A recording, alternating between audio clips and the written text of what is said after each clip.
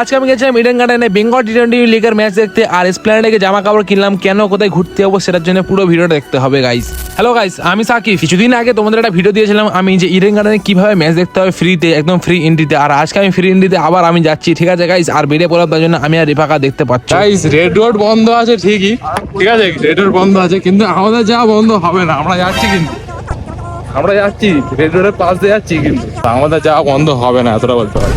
দেখতে পাচ্ছ red road পুরো বন্ধ রয়েছে পুরো।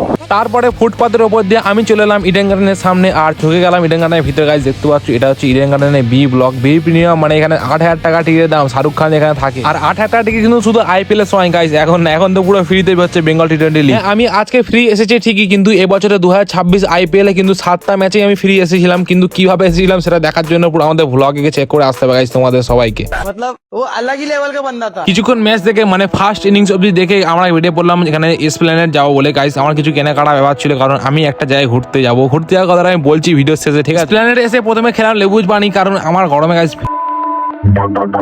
তারপরে চলে এলাম স্মার্ট বাজারে, আর স্মার্ট বাজারে এসে ফার্স্টে একটা জুতা কিনলাম। এবারে ব্যাপারটা হচ্ছে আমি ঘুরতে যাবো কোথায়। হ্যাঁ আমি ঘুরতে যাবো, কিন্তু হয়তো ইন্টারন্যাশনাল হতে পারে। যাই হোক হবে গাইস, নেক্সট ব্লগে দেখতে পেয়ে যাবে। দেখা হচ্ছে পরের ব্লগে। বা